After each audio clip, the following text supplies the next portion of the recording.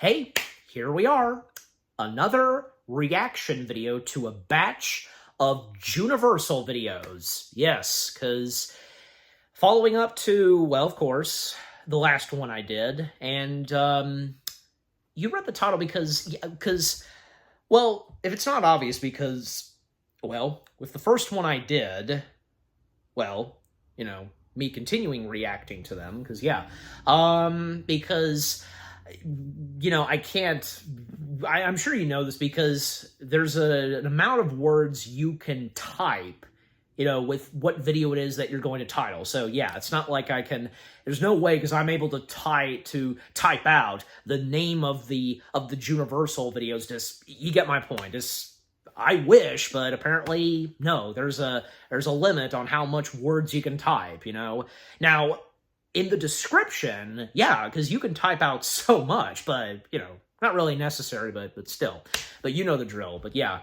So, I mean, you read the title, because, yeah, that being kind of a struggle, because, like, you know, the next four Juniversal videos, something like that, that being the title, just, yeah, just, but you get my point, just, yeah.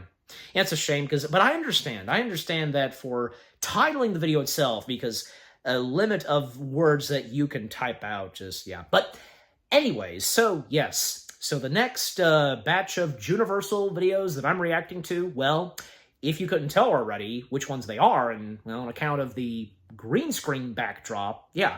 So, yep, and once again, like the first one, 4. And, yeah, and you saw the running time of the last reaction video I did to the first 4 batch of Juniversal videos.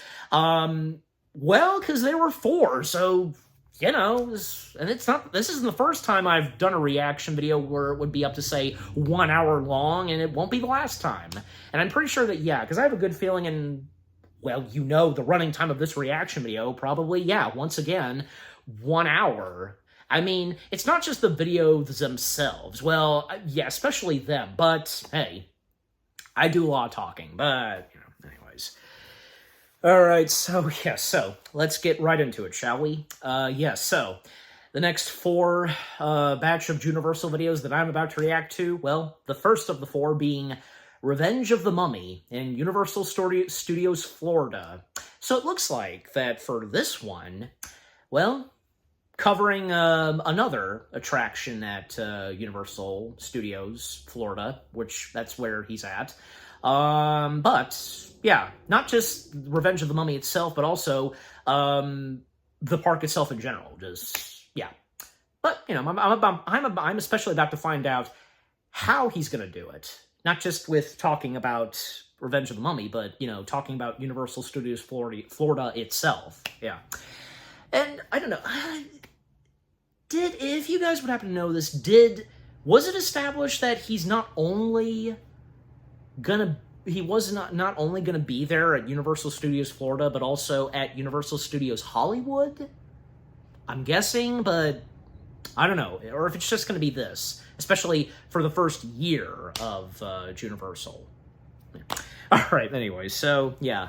So, with the first of the 4 Juniversal videos that I'm reacting to, because, yeah, Revenge of the Mummy, because, obviously, this being an attraction based off of the Mummy films with Brendan Fraser, and Brendan Fraser himself being a part of it, and, you know, this is especially, like, a young Brendan Fraser, because I want to say, yeah, because the attraction itself, like, opening around, like, in the late 2000s, especially on account of the 3rd installment having been released, but, yeah, you know, even, like, Brendan Fraser himself, because, you know, it's out there on YouTube, of course. I think, yeah, most notably from Inside the Magic and Attraction magazine, where, yeah, because the grand opening of this attraction and Brendan Fraser himself being there, just, yeah.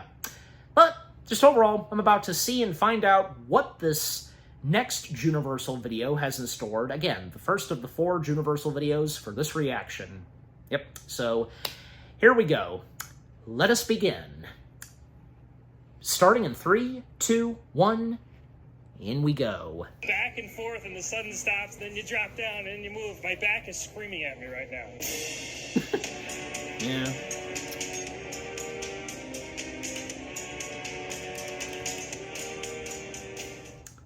Walter Benasiak here, coming to you from Universal Studios, Florida. Today, we're taking a look at what the park has to offer this year and going on a few personal missions. I'll also risk my very soul on Revenge of the Mummy, the ride. Are there any Easter eggs paying homage to our old friend Boris Karloff in the 1932 original film? That was the last 2004 one I Brendan reacted Fraser to looking the these first days. batch. All these questions and more to be answered right now on Juniversal. Oh yeah, the fact that Ghostbusters has made its comeback to the Universal parks, good to see. Keep in mind, Ghostbusters was a part of Universal Studios Outside the for a park time on the period. City Walk, I had a chance to visit the Toothsome Chocolate Emporium for the first time and get a chocolate ×5 milkshake. Even after a full day of walking good. in the hot sun, it was as refreshing. I'm not really a and strawberry nourishing person, as a but cool still. drink of water. I could have had I 3 take of out those the things. strawberries. Universal's iconic spinning globe is always fun to see up close. Oh and I yeah, took full especially that advantage of the one. mist spraying out of it. You think you know me? Heading in through the archway, Oh, that's music awesome. You from can get famous up close to Universal it, pictures yeah. are played, and it does the trick for getting one in the mood. Once inside, I Which saw is your two of the favorite official spinning stores globe at the celebrating parks? 35 At years Hollywood since the or park first Florida? opened in 1990. For me, it has to be Florida's. We first checked out No hard the feelings Central on Park area. Hollywood's. It's a nice, quiet place in front of the lagoon. However, one of my missions was to find the Lou Wasserman statue, and I succeeded. Lou Wasserman was the president of MCA, the company that owned Universal through its most expansive time period. You'll find out more about that in future State of the Studio. Shouldn't there be a statue This of the statue is huge. founder I was of unprepared for how Universal? far it reached into the sky. I wonder. I thought it was going to be a standard life-size likeness, but they made this man a literal giant. He could put up a fight against Optimus Prime and Yeah, same goes for the Walt Disney statue. Close by in the Any Springfield statue area of are Walt the time Disney. machines from Back to the Future. The DeLorean is always a welcome sight, and they have sound effects playing to remind us of the vehicle's fictional power. Just behind Really? the DeLorean is the Time Train, or Yes, its official that name, too. the Jules Verne Train from Back to the Future Part 3. I was half expecting Verne Brown to leap off the back and run for the bathroom. It's great to see they still have some regard The for kid area actor that used to did house establish Back to the about Future, that. the ride, I had a good before it was feeling, and I was replaced by that right. famous Universal Something about property, going to the The bathroom. Simpsons. Passing through Diagon Alley is Okay. always impressive to behold. Nothing I'm more positive of a to say. casual Yeah, Harry I can Potter fan, understand but that. butterbeer is good. We stopped by the Leaky Cauldron for a bite, and I I tried thoroughly butterbeer enjoyed once. my butterscotch My beverage. mom too. Not what we were I expecting. made sure to take a picture and video But by if you the like it, Jaws that's display okay. before walking over to New York. I love that area. Just strolling through those alleyways and mock street sets puts me in a good mood. Might be my favorite place in the park. I got to check off a mission from my list when we sat and watched a performance by the Blues Brothers. We're on a mission from God. These were the same set of performers I saw a couple years ago, and they're still a blast to watch and interact with. They pull up in the Bluesmobile, I get to hear my hometown shouted out, they sing, dance, start a conga line, it's great. The music and performances are legitimately good, and both Same times goes I've for been Doug, there, they you know? slowly fill up the Doug street Walker with people, admiring by and the loving end, Blues they have Brothers. everyone going crazy for 'em. I don't hear them mentioned too often, so if you're ever there, check out the Blues Brothers show. You'll have a good time. Yeah, because Blues Brothers is a The Universal NBC movie. Studios building featuring the race through New York starring Jimmy Fallon was next on the list.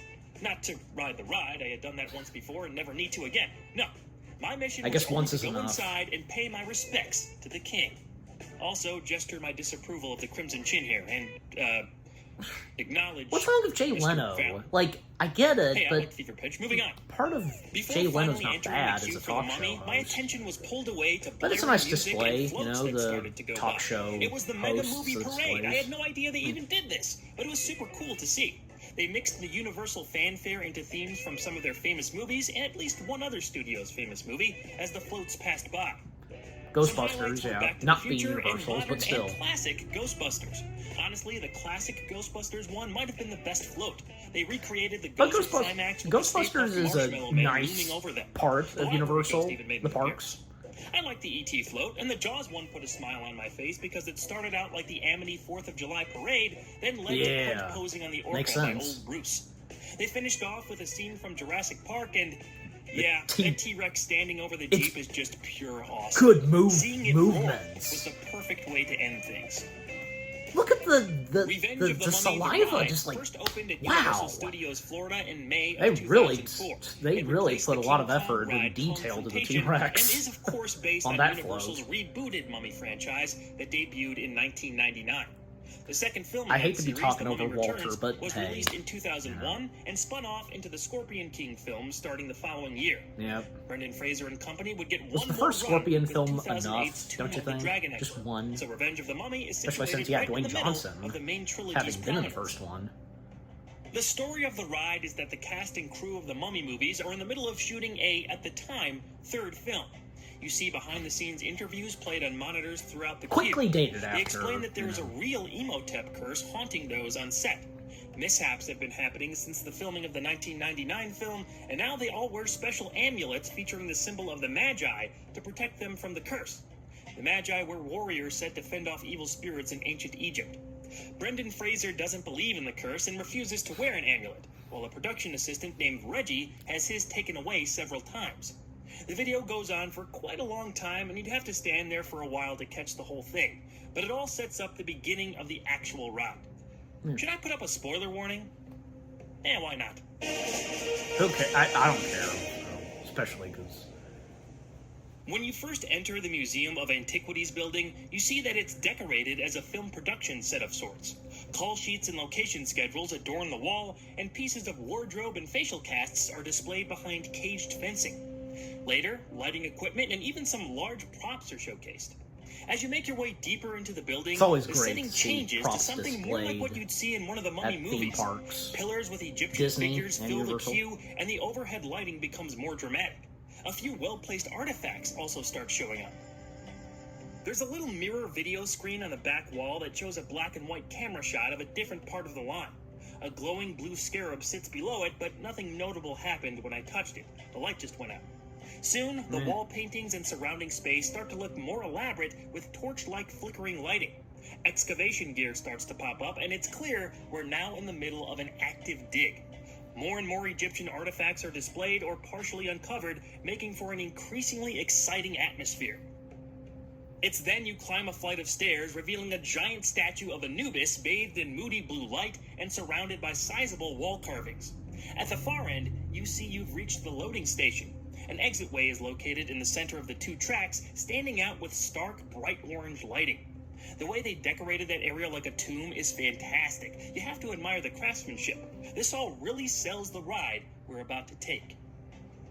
The coaster starts with a slow creep forward deeper into the tomb. We see the Reggie character from the pre-show video all wrapped up, warning us to leave or find the Magi symbol before Emotep shows up. But it's too late.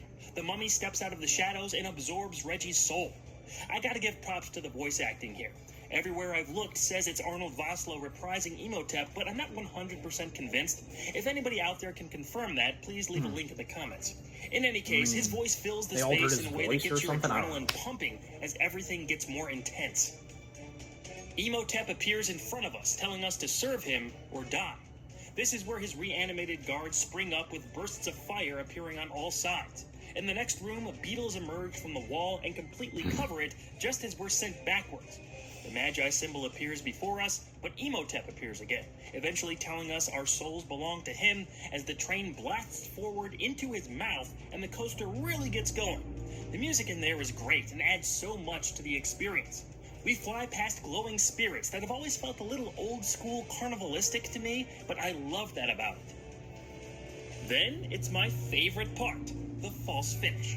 A ride attendant behind glass appears in shadow, telling us to keep our limbs inside the vehicle before her soul is sucked out. The ride keeps going. Emotep lights up the ceiling in a wave of flame Just when you as think we it's launch over. into It another could be, round but nope. of high-speed action.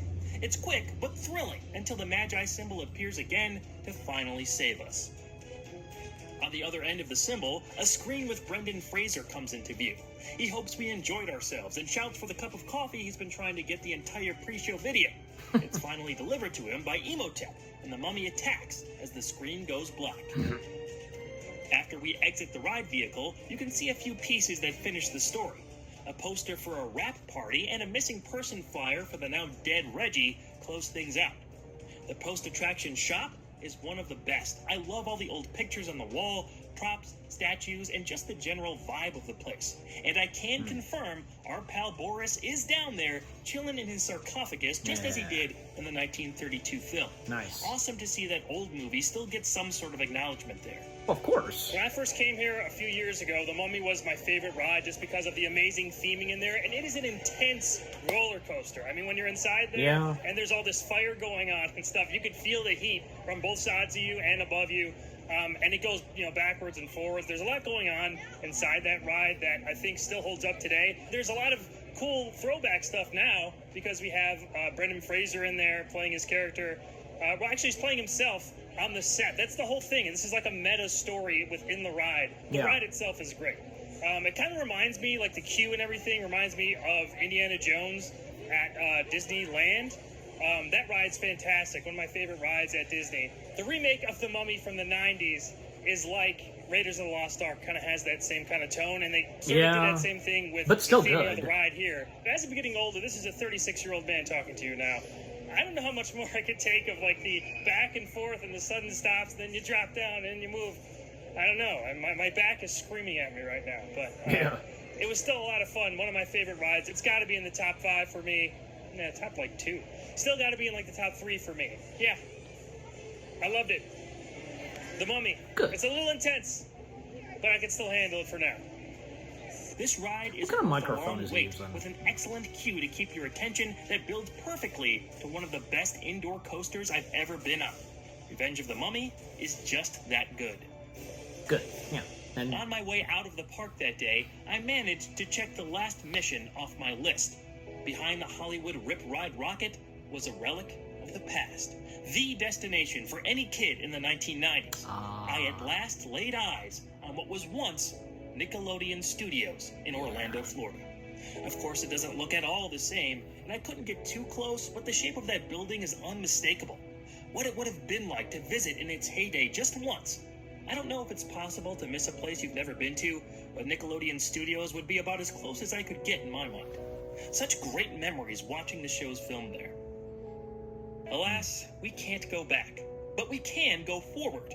Next time on Juniversal, we take another swig of monocaine and disappear into yet another Universal horror classic. Until then, check out the Walter Culture YouTube channel for more content, and I'll see you soon. yeah, I Or should. maybe not. And that's going to be the next one I react to for this reaction. All right. That was pretty This good. episode of Juniversal was shot outside the old Nickelodeon Studios Orlando at Universal Studios Florida. Okay.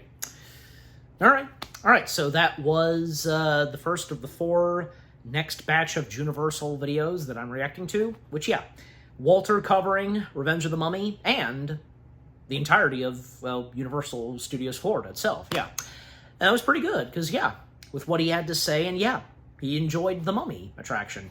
And, by the way, because since he mentioned the queue for the Indiana Jones attraction, because I don't know if you guys would be familiar with him. I've known him. I've followed him for a long time because Adam Rucker. Because when going to Universal Studios Florida and when going on The Mummy, best described by Adam Rucker, where he felt that the Revenge of the Mummy being like a mix of, like, say, the Indiana Jones ride and a bit of Rock and Roller Coaster. Yeah, I would think so too. Because if you think about it, just yeah, and yeah, because Walter roaming around Universal Studios Florida, covering the park itself, and yeah, and I would agree, because, like, I can't remember if he did, because, like, if he's on the same page as me, probably so, because the spinning logo of Universal, because the one in Florida is probably my favorite, because, well, looks accurate to, well, the logo of the movie company itself, you know what I'm saying? But again, no hard feelings on the one over at Hollywood, because you know what the one at Universal Studios Hollywood looks like. It's not bad looking, it looks cool. But for me, I really like the one in Florida, just, and yeah, because, like, some stuff that he pointed out, like Blues Brothers, Back to the Future, because, Back to the Future not being gone from the parks itself, themselves, besides with The Simpsons having taken over the Back to the Future ride, still, because leftovers of Back to the Future, we have the DeLorean and the Jules Verne time train, and, even, of course, Doc Brown being a meet and greet, and, well, even, like, those escaped rooms that Universal now have. They have one that's Back to the Future theme, and Christopher Lloyd having reprised the role of Doc Brown. Yeah.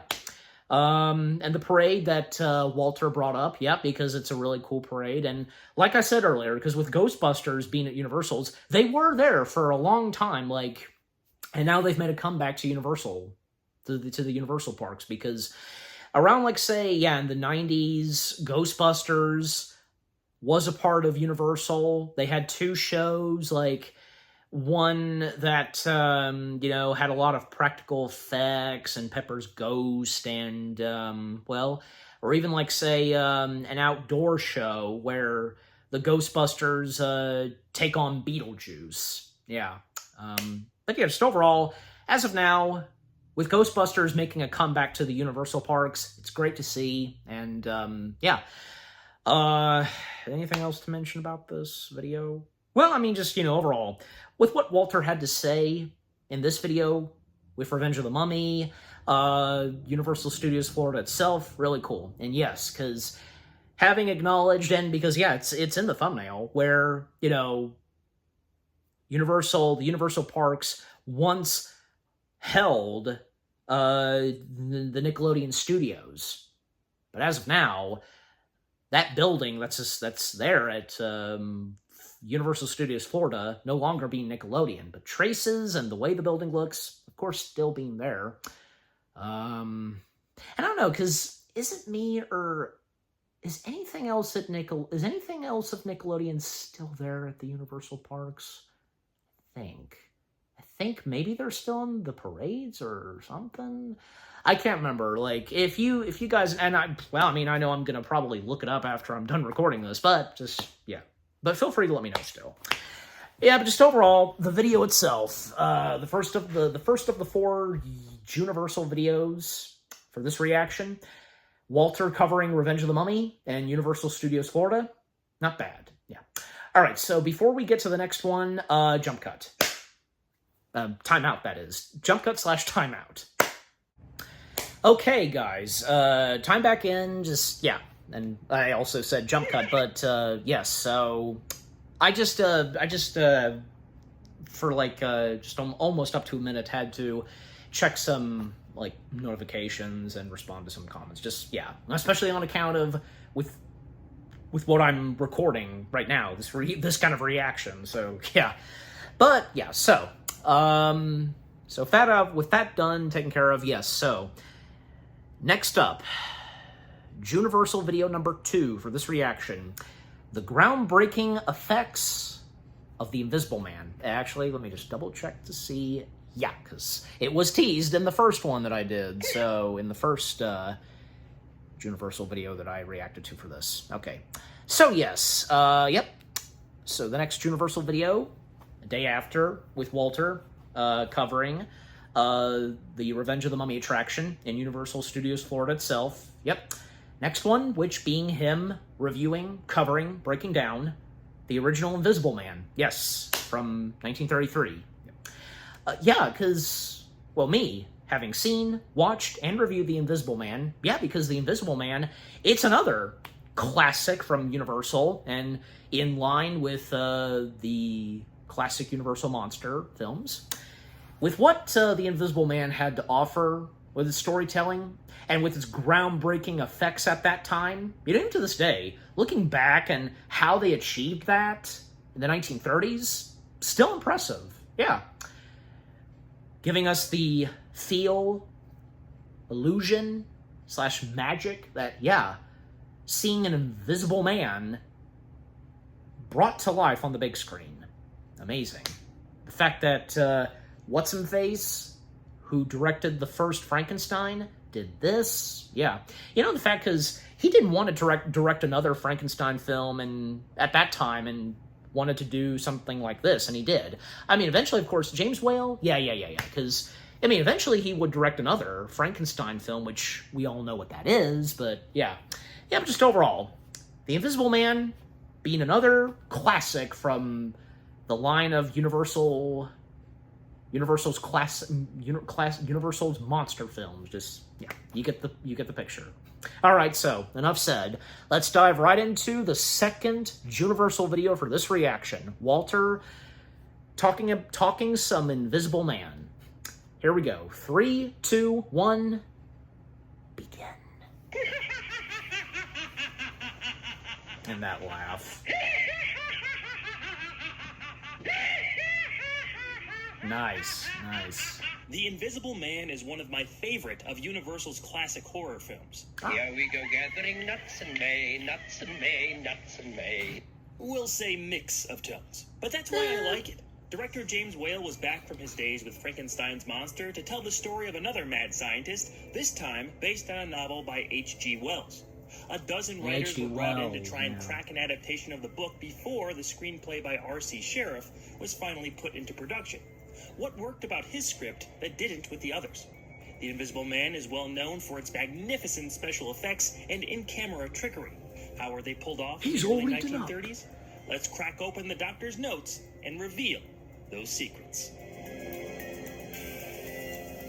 A man dressed in a large overcoat travels through a harsh blizzard, finally reaching an inn called the Lion's Head in a small English village. Once he steps inside, the genial atmosphere completely shifts. He demands a room and immediately clashes with the innkeeper's wife, Mrs. Hall, refusing to remove the bandages that cover his face and sunglasses hiding his eyes. Meanwhile, in a town nearby, the mysterious figure's friends worry about his whereabouts. His colleagues, Dr. Cranley and Dr. Kemp, refer to the missing man as a Dr. Jack Griffin. Griffin's fiancée and Cranley's daughter, Flora, is sick with uncertainty. Soon enough, Griffin's lack of payment for his room and disrespect to Mrs. Hall leads to him being kicked out. In the middle of conducting important experiments, Jack becomes enraged, attacking Mr. Hall and drawing a crowd. A police officer arrives to check out the situation, but this sends Griffin off the deep end, and we're shown what he's been hiding. The doctor is completely invisible, his shape only perceptible when wearing clothes. He causes chaos in the village, escaping anyone trying to catch him. Back in Jack's lab, his friends discover he's been experimenting with an off-market drug called monocaine. It's derived from a flower that absorbs the color of anything it touches. The drug was animal tested at one point, resulting in a loss of pigmentation and madness. That night, Jack turns up at Kemp's home and explains his demented plan of holding the world hostage. He threatens Kemp with death and forces him to be an accomplice. Their first order of business is to return to the Lion's Head and retrieve Griffin's notes. H.G. Wells authored the Invisible Man book in 1897. Funnily enough, the same year Bram Stoker's Dracula novel debuted.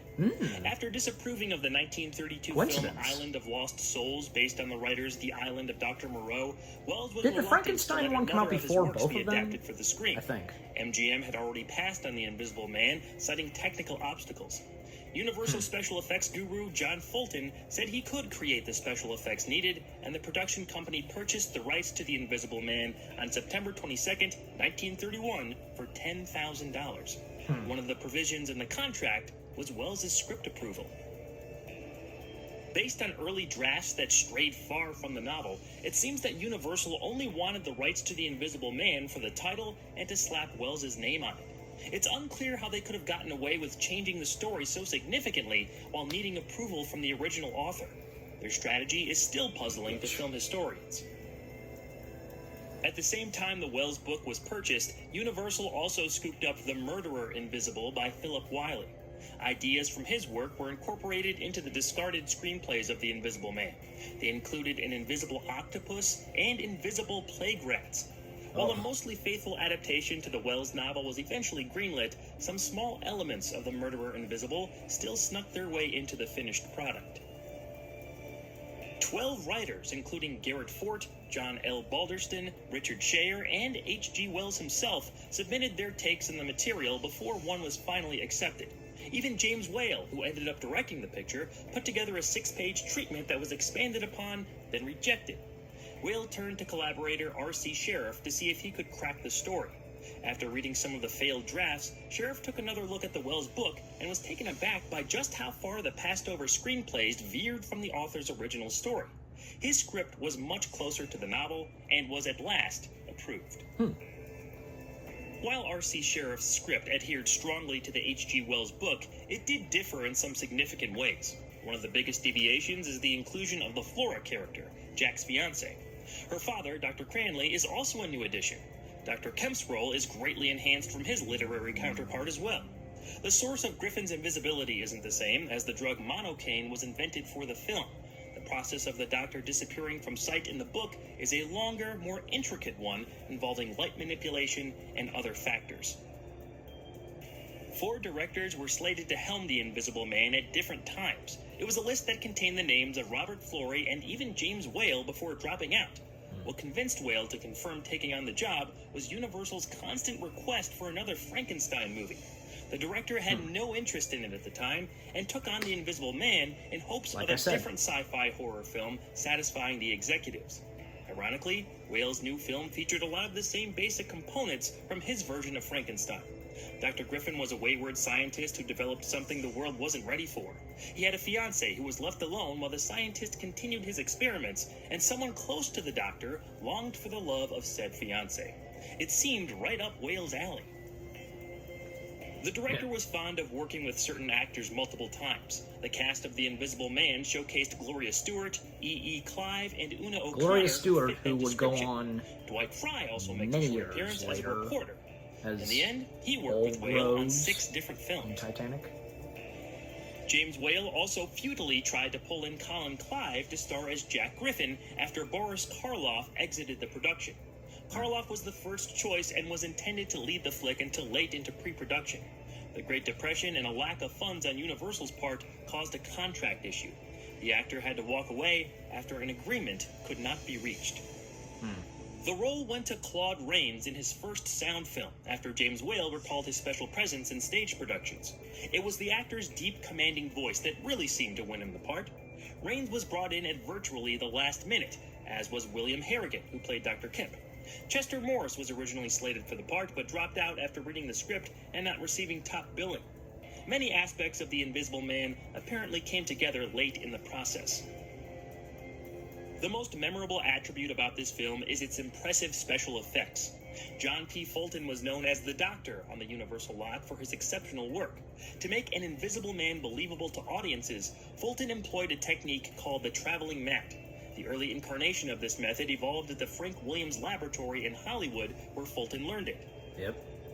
After most of the film I've watched was shot, some of the behind the process scenes began. of this movie. A set covered in black velvet was used as the backdrop. The actor, sometimes Claude Rains, but mostly a double, was clad in full black tights and a black helmet with air tubes to breathe through. While the actor had to work mostly blind and deaf, he was directed to perform the portions of the film featuring the Invisible Man partially clothed. It was a complicated process in those days, but the black velvet only left the clothes visible on film, and that was superimposed onto the already existing footage. The double exposure had to be precise, and the crew went through many takes to properly shoot the effect. Still, imperfections remained. Approximately 64,000 frames were retouched with a small brush and opaque dye. Whale used other more obvious tricks like fine wire or the marionette method to move around props on the main sets. Al Johnson and Bob Laszlo were in charge of these actions. Charlie Baker created miniatures for several bigger effects, including a very well-done train crash that was later integrated into other Universal projects. Music isn't used much, but that doesn't negatively affect the film this time around. Heinz Rumheld provided a nice piece under the opening credits.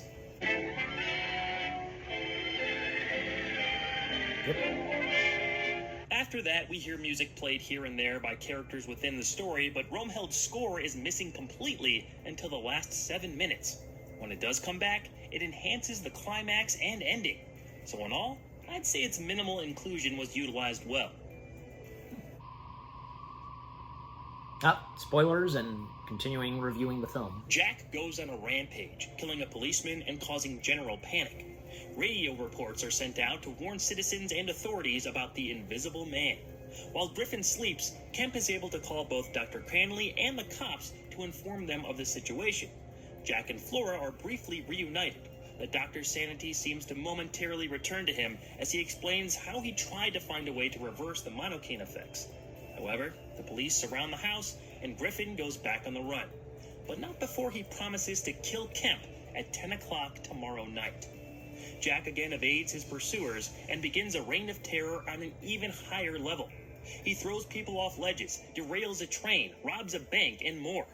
The chief of detectives takes things very seriously and enacts a plan to catch the invisible menace while making sure Dr. Kemp is safe. The plan fails, and Jack keeps his word, murdering Kemp by tying him up inside his car and driving it off a cliff. Griffin then seeks refuge from another blizzard and is found sleeping in a farmer's barn. The police arrive, draw him out by burning the barn, and shoot him when they see footprints in the snow. Later, the doctor clings to life at a hospital and requests to see Flora. He gets his wish before perishing. In death, the Invisible Man is finally seen again as his face is revealed. Yes. The Invisible Man opened to box office success. It was received positively by critics and audiences who praised its special effects and mix of tones, along with Claude Rains' performance. A franchise grew from the film with 5 additional sequels. In 2020, writer-director Lee Winnell came out with the popular reimagining starring Elizabeth Moss. It was a very different interpretation of the story than the 1933 film, but it's a masterclass in suspense Oh, that's how it that I should be. really enjoyed. Oh, good. The voice of Claude Rains and the effects were the true stars of The Invisible Man, but the supporting cast was enjoyable enough. It was good to see Clarence in there. The best moments with these characters were the hijinks Griffin put them through, combined with the terror he instilled. Yep. Some of the characters from The Lion's Head were inspired by the residents of the town James Whale grew up in. One of my favorites is the police constable. What's all this? The one who sticks out most, though, is of course Mrs. Hall.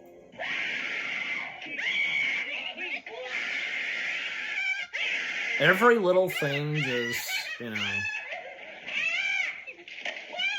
This lady was screaming for almost her entire runtime. Sometimes it's funny, sometimes it's annoying, but it's always over the top, and James Whale encouraged those reactions. Una O'Connor became one of the more extraordinary parts of this movie. While she was the loudest, William Harrigan's Dr. Kemp provided plenty of emotional reactions too. We're meant to feel some sympathy for him, but there's definitely a strong trace of sleaze in that character. He hits on his friend's wife after the guy goes missing, and even has a picture of her in his house. His less than courageous interactions Did he with kind of Jack deserve also portray what him happened as to a bit of a him? wimp. Think about The it. character's death is equal parts I mean, humorous she had no and feelings unsettling. for him anyways. How Griffin stalks him and as I turns recall. up when Kemp finally thinks he's free added to the main character's unpredictability. Jack painstakingly explains how his old friend will die right before it happens. But it is kind of funny hearing him berate Kemp in turned the out moments prior. I always said you were a dirty little coward. Yeah, You're betrayed a his dirty, friend. sneaking little rat as well. Goodbye. Yep. It's not always easy I guess he to kinda blend deserved it, tones but in at the one same time- story, but James Whale certainly excelled at it here. The Invisible Man himself is simultaneously threatening and hilarious. His madness drives the movie. There's a souvenir for you. And one for you. I'll show you who I am!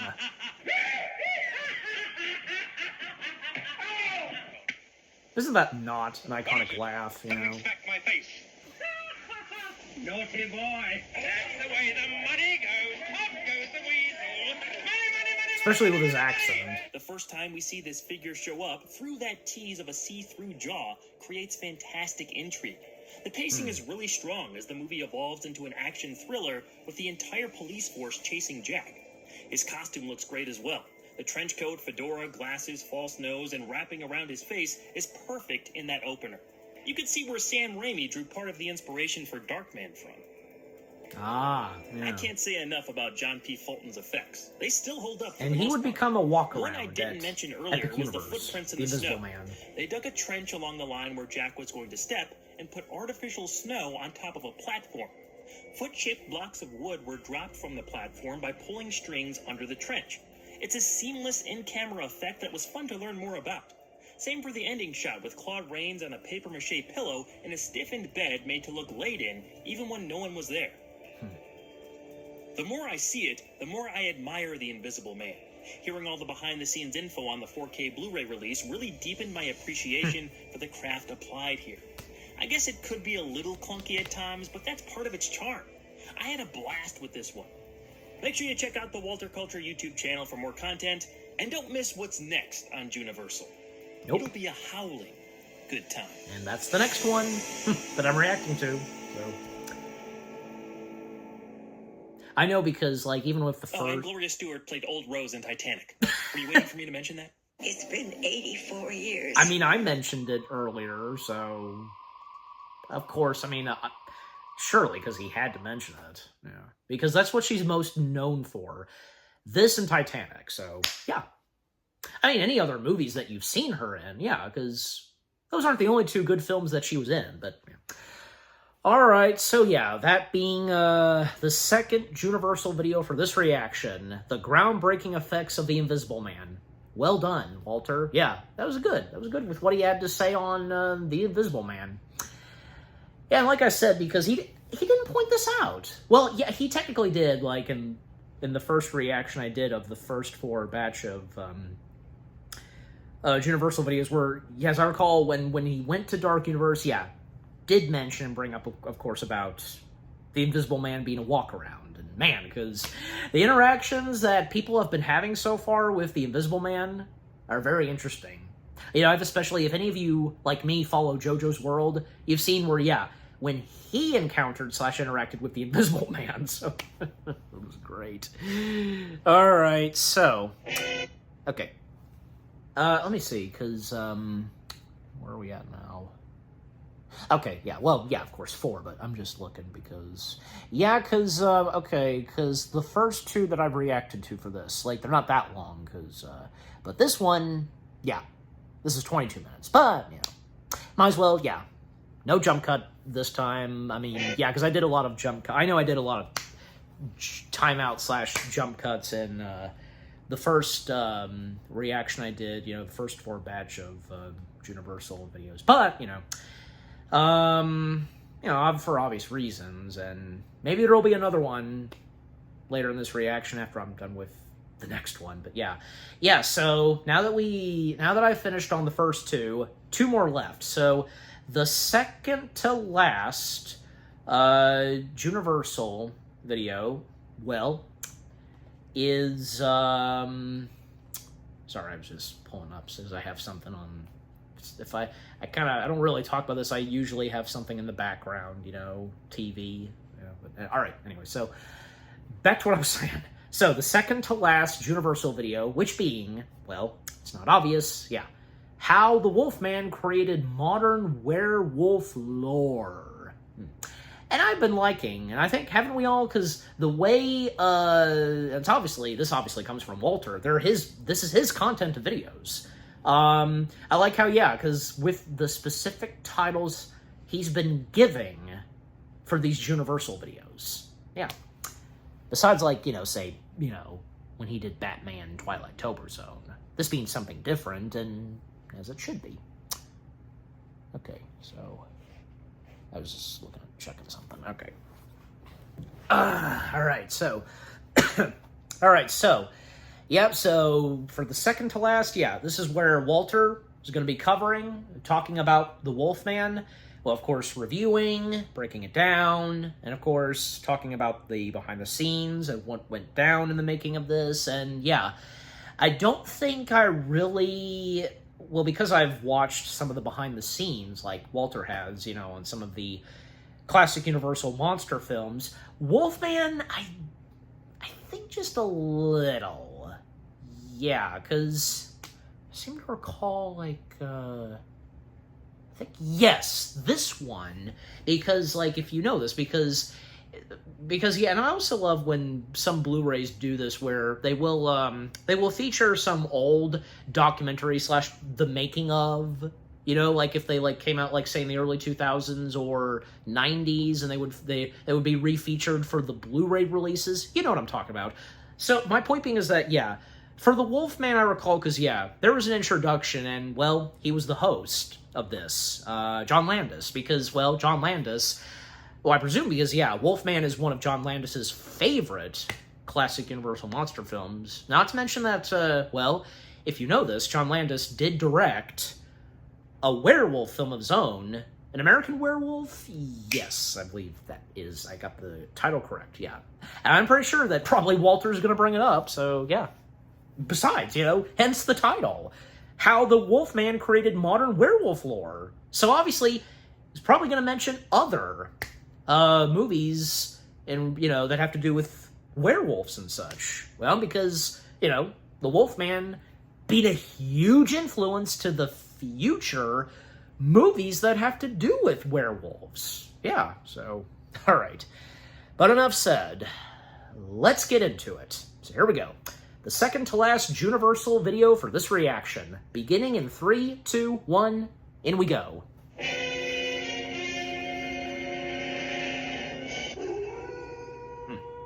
I can tell that's Jim, so... We leap fangs first into the next decade of this legendary studio with 1941's The Wolfman. Now, this isn't Universal's first werewolf film, but it is by far the most influential. Okay. Much of what we know about werewolves in pop culture is This is what derived directly solidified, from this movie. you know. How did writer Kurt Siodmak blend European folklore with his own imagination? How did Lon Chaney Jr. begin his unlikely path to stardom while firmly in the shadow of his famous father? What was the process of makeup artist Jack Pierce in creating yet another of his illustrious monster designs? Where does Dracula and the Invisible Man fit into all this? With a new era came new leadership. So what happened to Carl Laemmle and family? Join the pack and let's claw into The Wolfman. Some of this stuff I don't know, but yeah, Walter's gonna explain. Following the death of his older brother, Larry Talbot finally returns home to his family's large estate near a small village. Father and son look to reconcile past issues. Larry meets a woman named Gwen and begins to refamiliarize himself with the area he grew up in. The little village seems to be a superstitious one. An oft-repeated legend is that of the werewolf. Even a man who is pure in heart and says his prayers by night, Yeah, the cane. The wolf bane Because and the autumn moon is bright.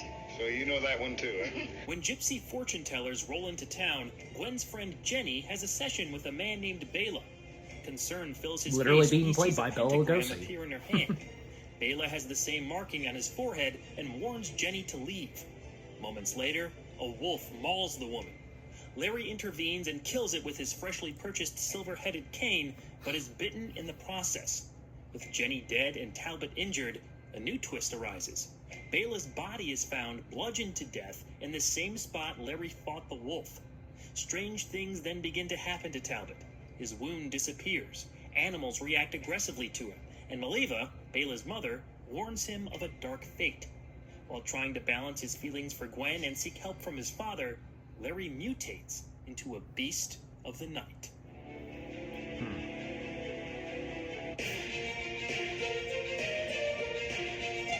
what's going on here? The last movie we covered came out in 1933. Between then and 1941, there was a big change at the top of Universal Pictures. Carl Laemmle is credited as the first true leader of the studio, and his family were in the dominant position of power from the early days through the mid-1930s. We know that Carl planned to pass on the family business to his son, Carl Laemmle Jr. And his son... Jr. was largely responsible for Universal's horror boom that identified the studio for decades. Indeed. So what went wrong?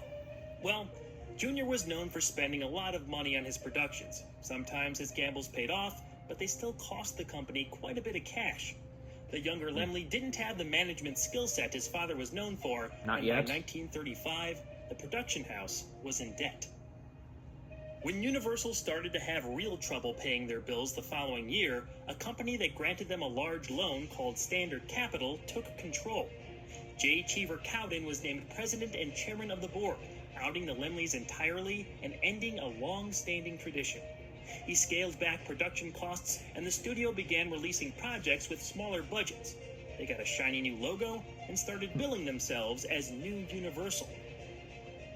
During the years of World War II, Universal began relying on genres like westerns and melodramas, but also started producing sequels to their popular horror films. Dracula's Daughter, Son of Frankenstein, The Invisible Man Returns, and The Mummy's Hand were all released during this period, but a new fan favorite was able to break through. The Lon Chaney Jr. film isn't Universal's original foray into the werewolf genre. In 1932, as another vehicle for star Boris Karloff, writer-director Robert Florey wrote a treatment called The Wolfman. It centered around a young boy named Christoph, whose family is killed in the Tyrolean Alps. He's raised by a she-wolf and later becomes a werewolf, terrorizing locals. That film never got off the ground, But by 1935, Werewolf of London succeeded in making it to the big screen. It's not as well known as the 1941 movie, but it was a landmark for the archetype, setting the stage for future uses of the legend. Jack Pierce's makeup job differs significantly from the more famous Larry Talbot design. Apparently, there are rare photos of a makeup test out there that show something much closer to what we got 6 years later. Actor Henry Hull didn't want to sit in Pierce's chair for 6 hours every day, so the finished look was much more minimal. Yeah. One could say that Not bad, I screenwriter guess. Kurt Siodmak was the father of modern werewolf lore. You might look to Bram Stoker and his Dracula novel for popularizing a human figure's transformation into a wolf, but Siodmak's contributions ended up being more consequential. While he researched heavily into myths across societies, very little appeared in his script, meaning he came up with most of the rules himself. Siodmak's screenplay establishes those rules early on. We start things off with a definition of lycanthropy from a stack of encyclopedias. The pentagram is mentioned there and shown heavily throughout the story as the sign of a werewolf. Multiple people repeat the old poem about a pure-hearted man not being immune to this beastly ailment, and the Maleva character fills in the rest of the blanks. The narrative does well at setting up the most important bits for us to follow along, creating a lore that's been imitated so much it feels like it was always there. Early drafts of the story, including characters, settings, and Larry's struggle with his hairy predicament, diverged considerably from the final film. Up until very late in production, the movie was titled Destiny. The original story featured Larry Gill, not Larry Talbot, as the main character. According to the writer, Gill was an American mechanic who came to Scotland to install a telescope for Sir John. Some film historians say the movie was to be set in Wales, but all mentions were removed to not offend the country. The major question the first script left hanging was if Larry was ever a four-legged werewolf in the first place. It's played ambiguously, the implication being that he might just be suffering from some sort of delusion. In fact, the script ends without an answer. This was the plan up until a few weeks before shooting started, and you can see some of that psychobabble left over in the film's dialogue. Well, it's an old legend. You'll find something like it in the folklore of nearly every nation. The scientific name for it is lycanthropia. It's a variety of schizophrenia. Universal decided to go all in and remove the uncertainty. Thus, the Wolfman scenes were added. This could explain why Bela transforms into a standard-looking wolf and Larry becomes an animal-human hybrid. Bela's wolf may have been a remnant of the original conceit. Yeah. One interesting cutscene that was actually filmed involved Larry in his human form fighting a bear. He's taken over by his animalistic instincts and supposedly beats the crap out of it. As the story goes on set, the bear went crazy and almost killed Evelyn Ankers, the actress who played Gwen. Here's a still that might be from the sequence, along with this clip from the original trailer. Cool. The Wolfman was directed and produced by George Wagner, who along with cinematographer Joseph Valentine and the rest of the crew, crafted a superb-looking flick. It was pretty much all shot on the Universal backlot, with the foggy forest as the centerpiece. I love some of the shots there. The lighting on the Wolfman himself enhanced a makeup job that still holds up. Any of the characters dramatically lit on that set magnified the tone without a doubt. They even painted the trees black and coated them in glycerin so they'd pick up the light. The whole thing just screams classic spooky spectacle. Universal was very proud of the sizable cast, as showcased in clips played through the opening credits. The studio only did this one other time for a horror film during the era. I like it, but it does feel a bit like an old TV show intro in retrospect. Highlighted prominently This wasn't the Claude first. Rains, the original Invisible Man. And not the last And to of course, do that. Dracula himself, Bela Lugosi. Yes. It's really funny to me that his character goes by his real first name. Yeah. Too bad his screen time is so short. different Bela pronunciation. only has is saying about his 7 name lines in the in whole this. picture. I will not disappoint you, my lady. Will you step inside, please? Forrester Harvey followed Claude Rains over from The Invisible Man, and J.M. Kerrigan makes his second werewolf movie appearance after playing a part in Werewolf of London. Mary Ospinskaya portrayed the memorable Maleva following a pair of Oscar nominations not long before this, too. Lon Chaney Jr.'s road to prominence was an unconventional one. He was born Creighton Toll Chaney, son of the mega-popular silent film star. Creighton always wanted to follow in his father's footsteps, but his dad discouraged him, sending him to plumbing school. That trade eventually turned into a self-owned business. However, during the Great Depression, I've it seen and this. Creighton's marriage failed. Those incidents, poor Lon combined with his Chaney dad Jr., passing away in his 1930, story, you know, 'cause pushed the young man toward finally getting involved with the movie industry. Under studio pressure, he changed his name to Lon Chaney Jr. and had small roles before making some noise as Lenny Small in the stage and movie adaptations of the John Steinbeck book of Mice and Men. The Wolfman followed soon after, and he was a made man at Universal. just like his father. While Chaney's famous forebearer was well known for creating his own gruesome makeup, Jack Pierce was able to use Jr. for his latest masterpiece. Unfortunately, exact details are disputed because all the production documents for the film were destroyed. This left no paper trail for the makeup or dissolve effect processes. Experts have surmised that the Wolfman's look began with a rubber nose appliance. It started at the eyebrows and came down to Chaney's upper lip. Grease paint work followed until yak hair was applied sections at a time. It was cut, trimmed, and singed with a curling iron for a more wild appearance. The wig and teeth were likely the last things put on Junior's face. Slip-on gloves covered his hands, and the boots may have been formed to the actor's feet with heels built in so the Wolfman would walk on his toes. Well, yeah. Probably embellishing a bit in the Wolfman press book, Pierce said he did 5 years of research, 5 months of prep, and 5 hours of daily work to put the beast together. Other sources say 6 hours to apply and 3 hours to remove the makeup. Jack couldn't find drawings or vivid enough descriptions of werewolves and old legends, so he decided to make his own look, combining animal and human features. According to a the fact reporter is, on set, it is a real human wolf was on turning hand for into reference, and when it saw Chaney in werewolf. full makeup, it cowered in the corner of its cage. A lot of this fantastical information was used by Universal creepy. to promote the film. From what's been pieced together, film historians believe multiple cameras were used for the renowned dissolve transformations. Frosted glass was placed over the lenses, and someone would draw an outline of Chaney so he could fit back into those lines as makeup was applied. This is a bit contrary to the stories of Junior sitting there for hours as makeup was put on layer by layer. Although, it's thought that he had some kind of headrest helping to keep his position when needed. Yep. He may have had a stand-in for the shots without his face, but because of the Doctor destroyed Who production kind of documents, did something we like can't know that. for sure. Either way, this process was always a tremendous ordeal for The the first actor. era of Doctor It didn't Who, help you that know, Chaney and Pierce didn't how like each the other. They generations were fought done all the time, at that time. resulting in the pair refusing to work together later in their careers.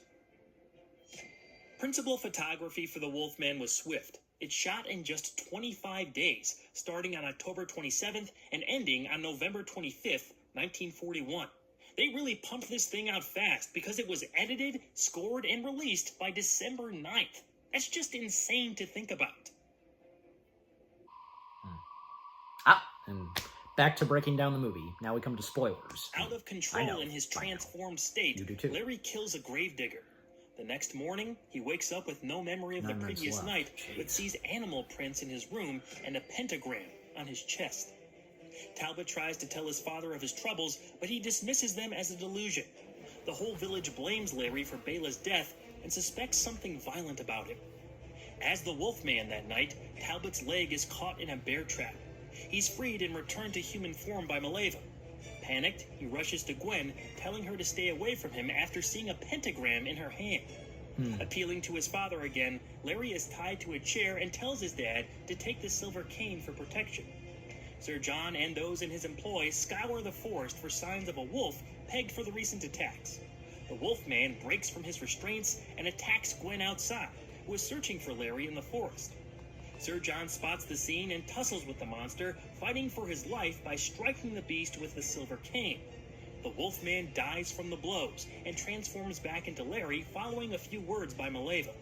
An incredulous Sir John looks upon the face of his deceased son as help arrives. They all assume Larry died defending Gwen from the wolf, as the story ends Little do they on know. a tragic note. Yep, it does. The Wolfman was a huge hit, and within a few months made over $1 million. According to author Tom Weaver's feature commentary, critics at the time were mixed on the movie, but that clearly didn't affect its audience appeal or lasting influence. It launched Lon Chaney's career into the horror stratosphere. He was proud of the film for the rest of his life and was creatively satisfied with his involvement. He and female lead Evelyn Ankers worked together many times afterward, even though they never quite got along. Cheney was described as a large, gentle man with still childlike, managed strong to emotions. at least He battled work alcoholism together that on plagued the him side for of most of acting. his life, which could make him a handful to deal with at times, but he was generally well-liked. He loved animals and actually adopted the dog acting as the wolf from early in the movie. Yes. His name was Moose, and Cheney would take him around on set for years after. In addition to the grueling makeup process, Cheney took his fair share of lumps on set. Not only did Moose bite him, breaking his hand, but supposedly Claude Rains bashed him up pretty good with the Wolf King. The top was made of vulcanized rubber, but still gave Junior a black eye and swelling. He was given an ice pack and told Never to go fails. home. Maybe it would have been easier on Even him if if it's Sir rubber. John shot his son with a silver bullet, as one draft of the Because script the eye is the sensitive part, you know? Regardless of his rough time on set, Cheney would go on to play Larry Talbot in a total of 5 Universal films. And that doesn't even include his appearances as Frankenstein's monster, the Mummy, or Dracula. He was the only actor in the studio's classic horror pictures to play the same character so often. Okay. The official sequels for Old Larry were crossovers. Frankenstein Meets the Wolfman, House of Frankenstein, House of Dracula, and Abbott and Costello Meet Frankenstein continued the Wolfman's enduring presence. In Yep. 2010, Universal remade the original film with Benicio del Toro, Anthony Hopkins, Emily Blunt, and Hugo Weaving. Joe Johnston directed the movie, but it didn't land with audiences the way the studio hoped. I forgot. Although, I forgot it did win an Joe Oscar for Johnston Best Makeup. worked on that. Oh, yeah, What's Rick probably not Rick going to win an Baker. Oscar is Who the else? 2025 Master Wolfman and movie. stuff like that. Following a long development process, The Invisible Man's Lee Winnell was looked to for a second bite at the apple. There's plenty in that film that shows respect to the original, like that bear trap scene and the father-son dynamic, but critics and theatergoers didn't gravitate toward it en masse. Despite decent acting, some new presentational elements, and a promising framing device, I can't say I was a big fan either. Still, the cultural impact of the original film holds firm. It's responsible for the importance of silver as a weakness to these creatures, the moon's involvement in the transformation, a werewolf's bite passing on the curse to a living victim, and the whole pentagram thing. However, not once in the 1941 movie do we see the moon, or is the term full moon mentioned. That came in the immediate sequels. Managed to work not being. I was first introduced to the present in the Wolfman by first a whole one. different movie, one you wouldn't even assume to be associated with a 1940s horror film. It was 1993's The Sandlot, one of my favorite features of all time. Also, not a Universal picture. When the lines from the Wolfman shown in The Sandlot came up, I recognized them immediately. A werewolf can be killed only with a silver bullet, or a silver knife, or a stick with a silver handle. You're insane. It was like an injection of pure nostalgia into the back of my brain. Admittedly, it pulled me out of the experience a bit when I heard, The wolf bit you, didn't he? Yeah, he did.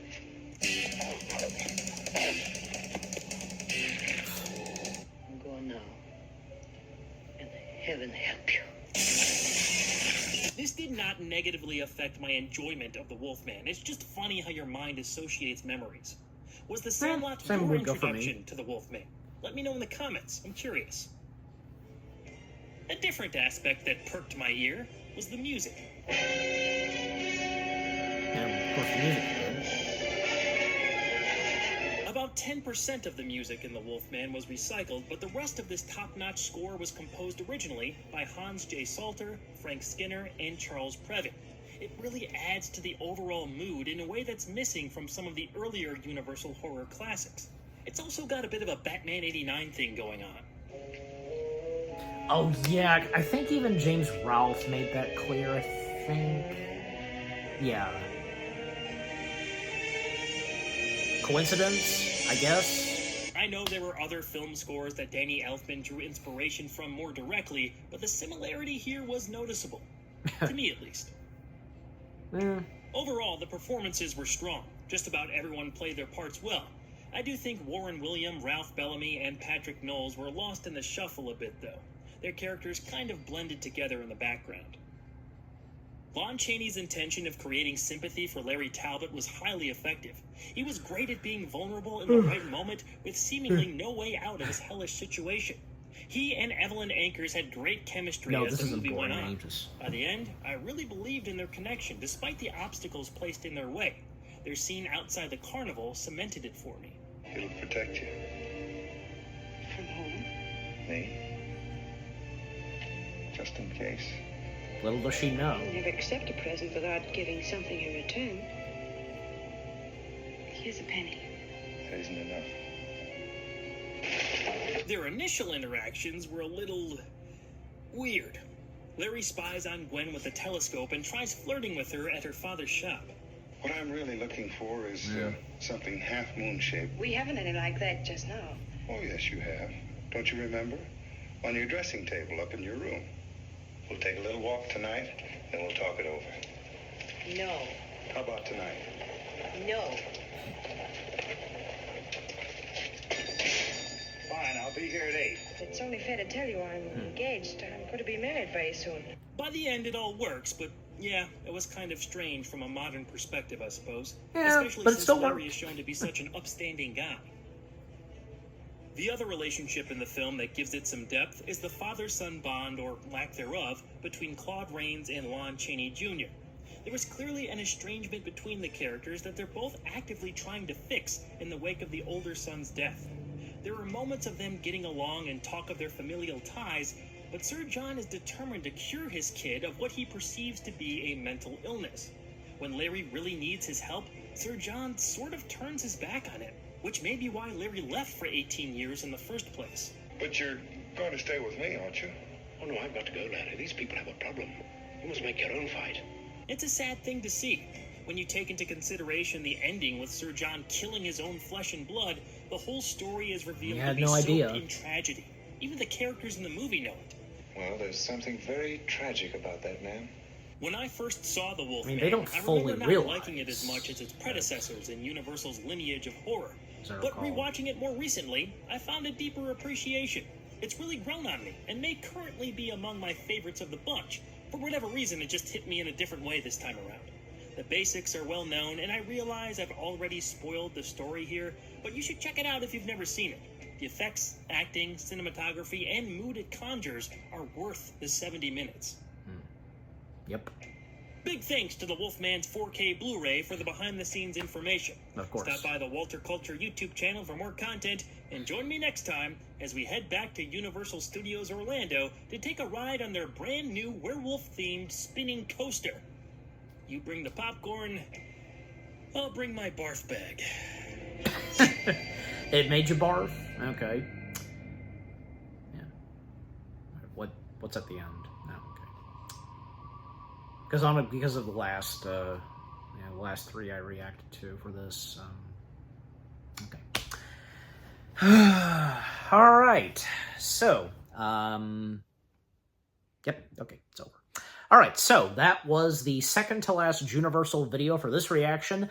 How the Wolfman created modern werewolf lore. And yeah, I was thinking, but no, because as I brought up earlier before I started this, because I mentioned about like the one documentary and John Landis being a part of being involved and being the host, and the fact that he would direct a werewolf related movie, that wasn't brought up. But hey, at least the Wolfman film that Joe Johnston directed, I kept forgetting that he directed that. Yeah, well, excuse me, the one with Benicio del Toro, Anthony Hopkins, Emily Blunt, and what's him face? General Zod and Man of Steel. Yeah, him too. Because I seem to recall seeing that one did pretty well. I mean, not as good as, say, the original, but still, yeah, because, it does look interesting, and, again, I seem to recall it wasn't bad, and from the reviews I saw, especially on his IMDb page,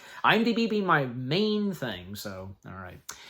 Yeah, but just, and the fact, of course, I've seen and watched The Wolfman, and, it is pretty good. Yet another good, one in line of the classic Universal monster films, and, I can't wait to see, because I know, and it's one of my dad's favorites, Creature from the Black Lagoon. Yeah, I can't wait to see when Walter covers that. Well, of course, expect my reaction to it, along with the next batch of, Juniversal videos I will do.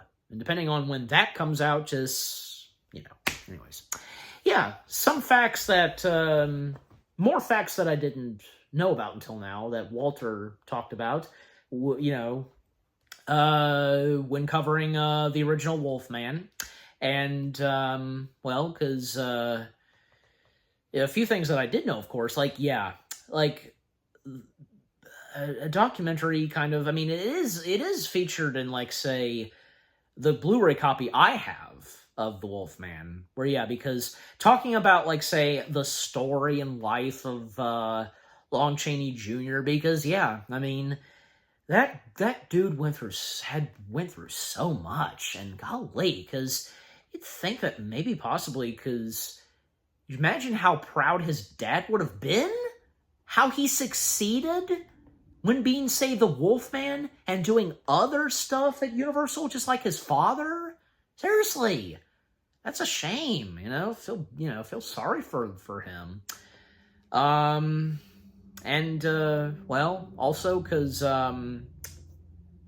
yeah, because unfortunately for poor Lon Chaney Jr., when he was married, that didn't work out. And sure, like, I think, as I recall, he had some drinking problems, I want to say. Yeah, but at the same time, he was a nice guy, and from what others have said about him, and the fact that he loved animals, and he adopted that dog and such, and, yeah. Yeah, just overall, because, yeah, like father, like son, Lon Chaney Jr., made a big name of himself, and just like his father, being a prime staple of Universal and the legendary actors, a part of the Universal movies, yeah. And of course, that most notably goes for his iconic performance in The Wolfman, yeah. And a bunch of other stuff that Walter talked about, and still, because what went down in the making of The Wolfman, changes that would come to Universal Pictures themselves, but, new changes that would come for Universal turning out pretty good, and when it would come to, say, The Wolfman. Yeah. The new era of Universal, and when it would come to, say, The Wolfman, just, yeah. Yeah, overall, the second to last Juniversal video that I've reacted to, how the Wolfman created modern werewolf lore, that was pretty good. Yeah. All right, next up, the fourth and last Juniversal video for this reaction, Curse of the Werewolf and the Worlds of Epic Universe. Yes. Now, yeah, the last one, he only mentioned about the Wolfman attraction, but yeah, because in the title, it's not just this, but also mentioning the other portals of Epic Universe, from Harry Potter, Nintendo Land. Well, and he already did the Monster Universe, Dark Universe, sorry. He already did that, so obviously, yeah, it's just going to be like, say, Nintendo Land, Harry Potter, and the Isle of Berk, because, yeah, the majority of Epic Universe being four lands, 4 portals that you enter in. Dark Universe, the Wizarding World, Nintendo World, and Isle of Berk. So, yeah. So, he already did Dark Universe, and now doing the other 3. Okay.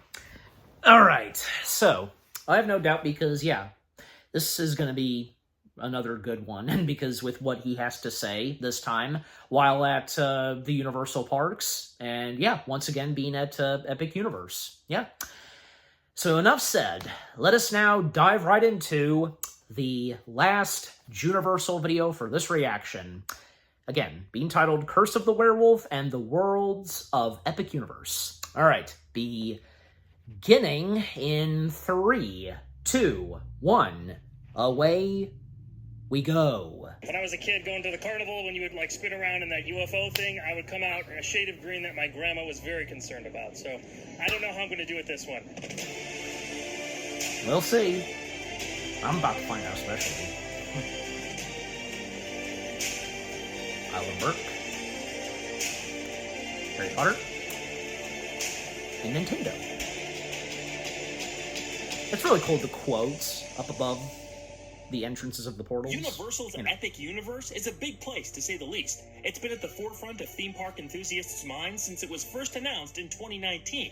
I had one day to take in as much as possible, so I hopped from world to world to see the sights and ride the rides. I also had one attraction left to experience in Dark Universe, and that's where we're going to start. Just how was the Curse of the Werewolf spinning coaster, and did it live up to the rest of this monstrous world?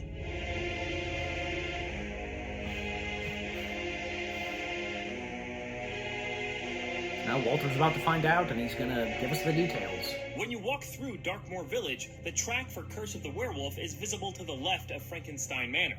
On your way there, you'll pass the Burning Blade Tavern, and at some point down the road, see a wooden carriage with jars of eyeballs, skeleton parts, and more placed on top of it. Close to the coaster entrance and out of some brush, there are footprints in the cement that turn into wolf tracks and disappear on the other side of the path. There are a few other wolf prints around too. Those kind of details are always fun to spot. Yep. The entrance to Took the the words right out of attraction my is mouth. pretty nice. It's all set up like a mystic or fortune teller's booth or tent with faded purples, golds, and blues, giving everything a distinct look. I'll just say, the ride's logo is effectively badass. I love the werewolf bust bursting from the booth and holding that crystal ball. Extra points for also playing some slow, creepy 1940s era music. Just before you jump in the queue, there's an ad for what's referred to in commercials as the new Maleva. Maleva is the mystic character from the 1941 Wolfman film, played by Maria Ospinskaya. Even a man who is pure in heart and says his prayers by night may become a wolf when the wolfbane blooms and the autumn moon is bright. I love the Wolfman, so, looking forward to some of this, at least the theming of it. I'm gonna go on it. Wish me luck. Okay. Good luck. And spoilers. The queue itself really isn't anything special. I enjoyed the one. No, especially since this is an outdoor Displays ride. featuring a version of that famous saying from the old films was great too. I also appreciated the shade with the tent coverings and those fans keeping us cool. There's some displays, like, Pentagrams on the walls the call back to tents, the whatever, movies, and a table not with bad. tarot cards and other props on it shows up at one point as well. The only other detail of note was a broken portion of the roof over the loading station where a screen shined the full moon. Nice. Now, I wasn't there at night. This might be a different experience then, but it seems Probably, like there should have yeah. been more going on here. Why aren't there a few actors dressed up as Maleva walking around the queue telling riders they're cursed, or sitting at the tarot card table predicting people's futures? Seems like a no-brainer. Maybe Maleva Give them only shows time, up at they might certain do times, that. I don't know. Overall, I was just a little let down with the build-up considering how ridiculously elaborate Monsters Unchained is. Yet, I also understand this is more of a roller coaster and less of an attraction. Yeah. So how was this spinning excursion? Especially with the Just got off the tar... ride. Happy to report tarps. I do not Am I have saying any that right? motion sickness. So I was a little bit worried about that. But the spin is, it's actually pretty fun. It doesn't overdo it, because sometimes you see like these spinning rides that are also, on a roller coaster track. They spin a lot, and that's something that I just usually can't handle. This was pretty good. I like to usually I see can where I'm handle going, it, and but it most could of the time depend I did on- with this. Only a couple times where I was completely the other way.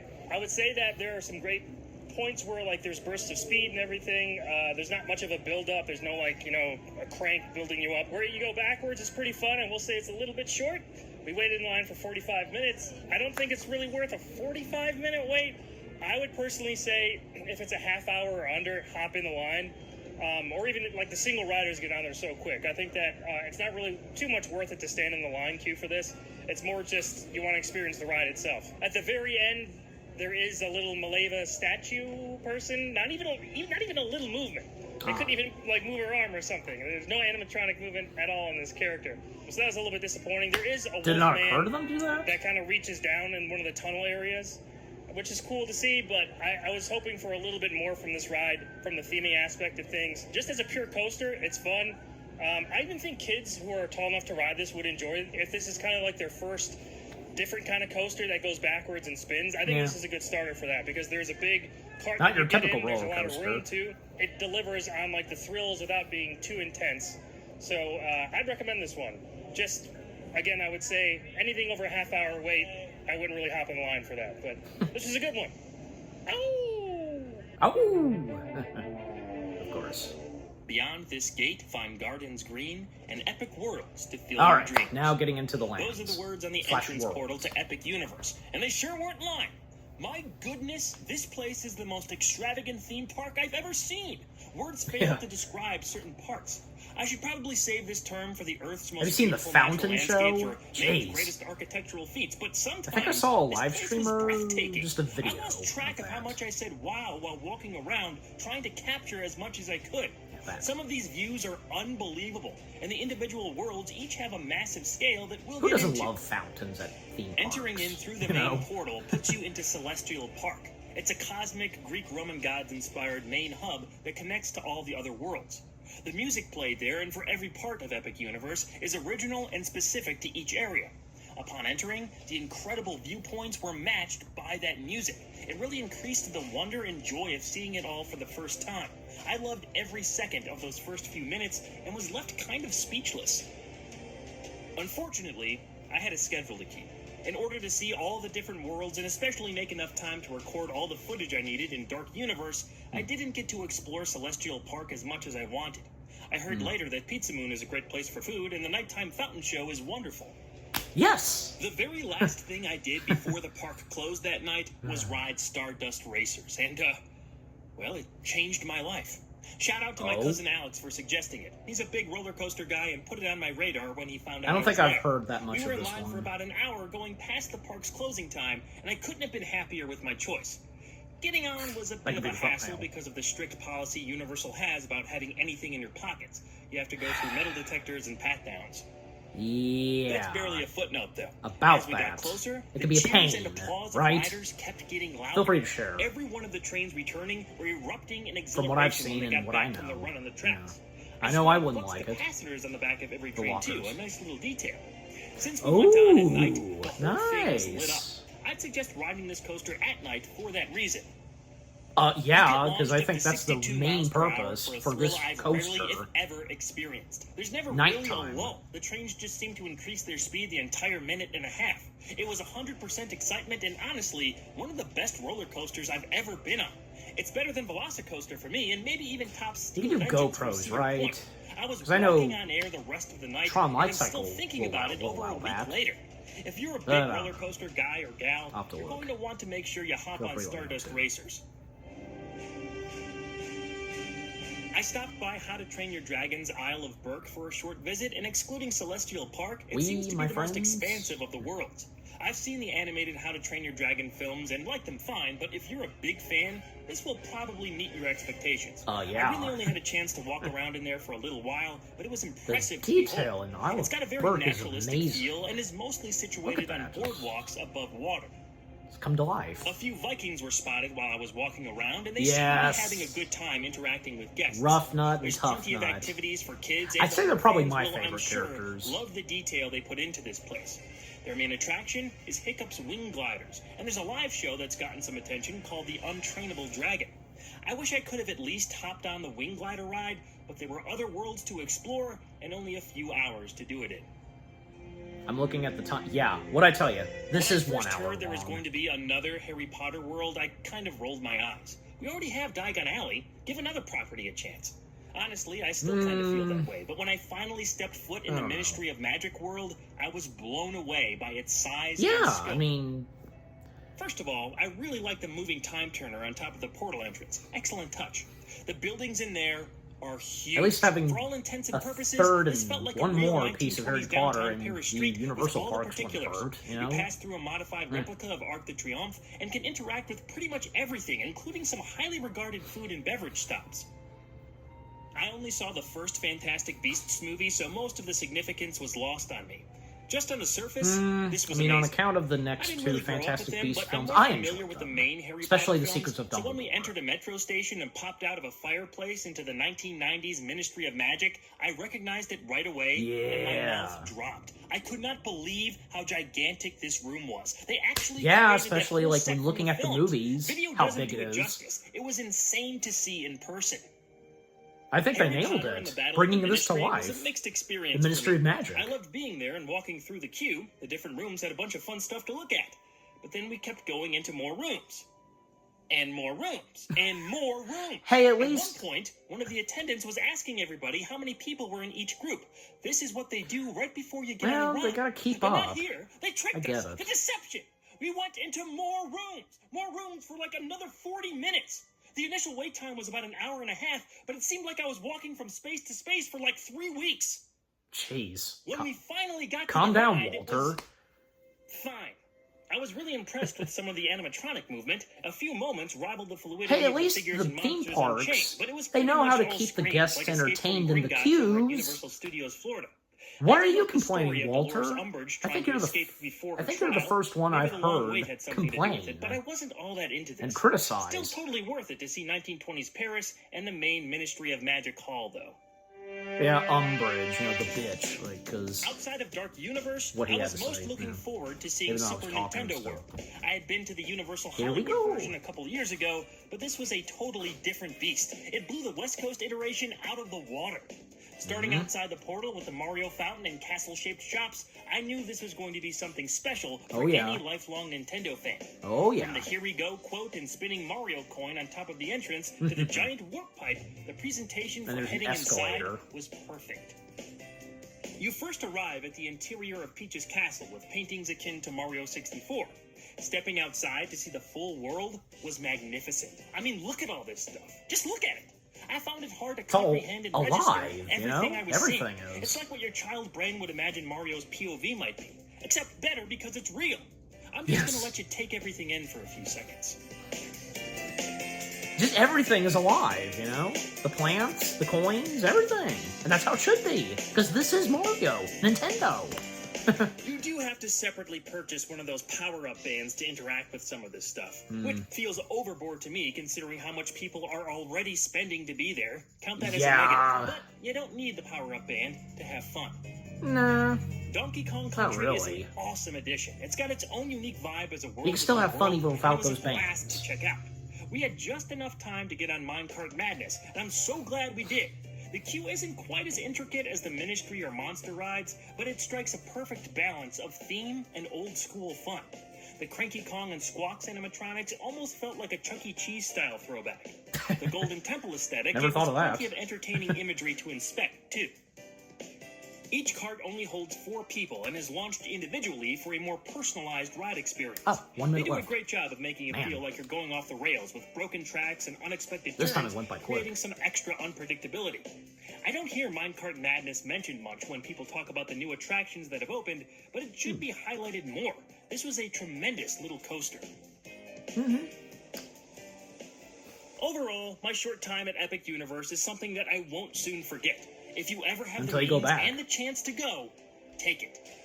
More detailed thoughts on Dark Universe along with the Monsters Unchained attraction are available in a separate video that you can check out right here on channel also. For additional content, like a review of the Twilight Zone Easter eggs on Disney's Tower of Terror, take a look at my personal channel, Walter Culture. Next time on I'll have Juniversal, to. we dive into the deep with Universal's ultimate creature feature. Yeah! See you then. Okay, I brought that up earlier, and yeah, that's gonna be next. And of course, The expect spinning roller coaster known as Cursor to River. a blooper. As I was saying, expect my reaction to that when I do the next third reaction video to the next batch of Juniversal videos. Yeah. Okay. Whew. All right. So, I did it. Yep.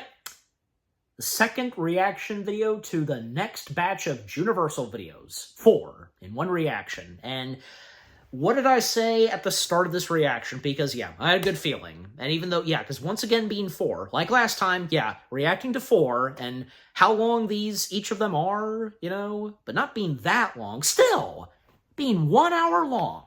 But, yeah. Alright, so yeah, that being Curse of the Werewolf and the Worlds of Epic Universe. Yeah, that was another good one. Yeah, because yeah, the first reaction video I did to, you know, reacting to the first batch of these, because, yeah, focusing just on Dark Universe, Walter just focusing on that, and, When I was a kid, I just want to, you know, because of the whiteness, just, alright. As I was saying, yeah, because having focused just on Dark Universe, but as of now, one of the other Juniversal videos centering more, the rest on Epic Universe, the other 3 worlds, lands, you know, and with the portals. Yep. And yeah, because I think with how much Walter had to say, and even though, because yeah, he stated that he wasn't able to be there all for Epic Universe, you know, still, I think he managed pretty well. And when talking, say, Curse of the Werewolf, and thankfully, because he's okay, and I don't because no, he would have established it. No, he didn't bar for anything. I think for me, because looking at the attraction itself, and I need to look at like a video of the coaster itself, because I think, yeah, because I would manage very well on that coaster. Yeah. I don't think I would have any trouble with the spinning part as it was shown. I don't think so, but, I don't know. Sometimes you never know, but I think I could manage. I don't know, maybe some of you could, if, feel free to let me know in the comment section, but yeah. And one thing that Walter brought up, like, yeah, because, no multiple, Universal cast members / employees, like, dressed up as, like, the gypsy, I don't know. Give them time. They may do that. You never know. If anybody who's been in Epic Universe hasn't mentioned this by now, I don't know if Walter's the first. And now I'm kind of a part of it too, where you know what? Yeah, I agree with Walter. So yeah. But again, we'll have to wait and see. Give him time. That's not all we're going to get of Epic Universe. Obviously, it will probably expand and more new things will be added. And by the way, and also, yeah, speaking more because of like say character walkarounds and such, the many videos I've so far been watching, whether on YouTube or TikTok most notably, I think, yeah, Rough Nut and Tough Nut, they're probably, to me, it seems like they're probably the best walk-around / meet and greets at Epic Universe in the Isle of Berk. Because if you know those characters, and if they're your favorites, oh yeah, because they're so good. They are so good at Epic Universe. And some of the other characters that are there, because yeah, Astrid, Hiccup, and Gobber, yeah, they're pretty good too. And you walk up and interact with Gobber, because where he's building stuff, just, yeah, they did a great job with that. With the Isle of Berk, that is, and bringing those characters to life. Even the dragons, them too, just awesome.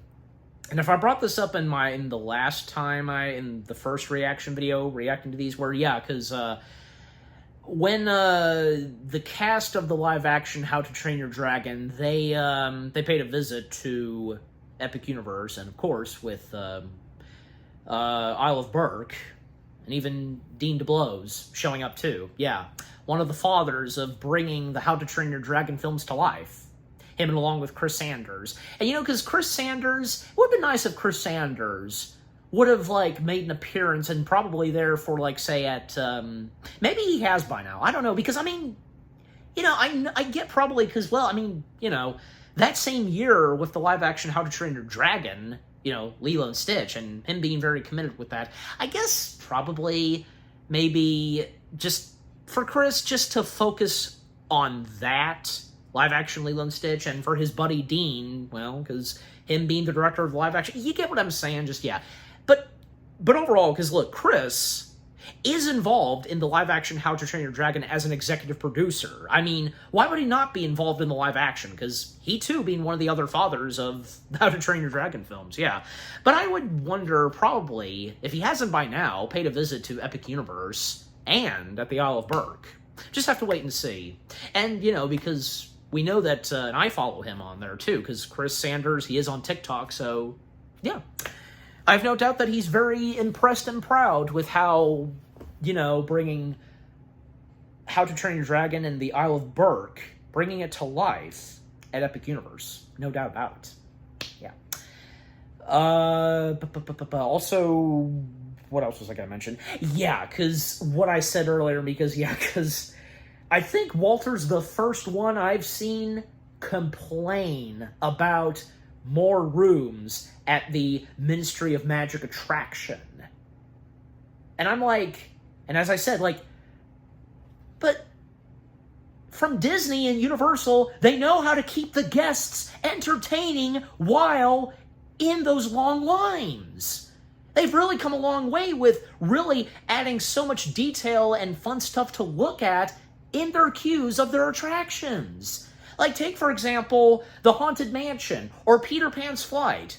When they added more to the queues, you know what I'm talking about. Just, yeah, take that as an example. And what was brought to the attractions in the Wizarding World sections of all 3 Universal parks, The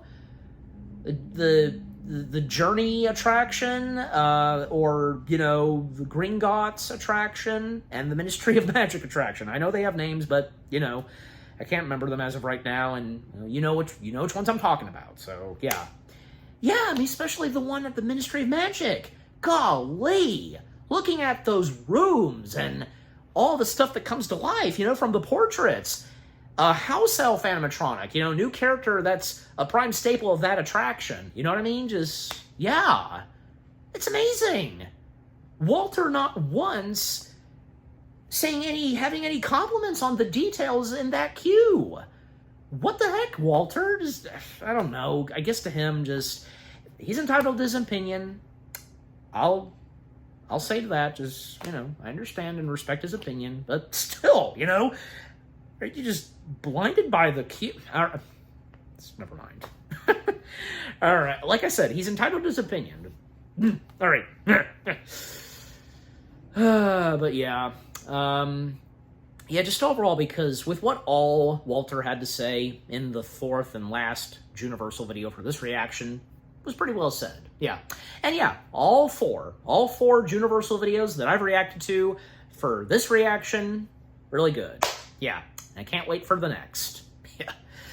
And no doubt, obviously, no doubt, because when I continue doing more of these, yeah, they'll be up to, say, 1 hour. Hey, because on account of how long these videos are, and with how much talk, I'm not the first, okay? You should know this by now. I've gone on saying this, but leave it at that. Okay. I'm not mad at you. I'm just saying, you know, anyways. All right, so yeah, again, the 4 Juniversal videos for this reaction, they were really good, and yeah, can't wait for the next batch. And yeah, because what's coming out after this? Yeah, Creature from the Black Lagoon, and I brought that up earlier. Oh, of course, yeah, expect my reaction to that. I can't wait to see that, because, and like I said, Creature from the Black Lagoon, that's one of my dad's favorites. And, well, not to mention, because if you know by now, because my dad and I, we reviewed Creature of the Black Lagoon, if you want to go check that out. But yeah, again, the 4 Juniversal videos for this reaction, really good. And what about you guys? What did you think of the next 4 batch of Juniversal videos that I've reacted to for this reaction? Have any of you so far been enjoying what Walter's been doing on Channel Awesome this time, doing Juniversal? And which have been your favorites so far? And what are you looking forward to seeing Walter covered next? Like, you know, from the movies, the theme parks, just, yeah.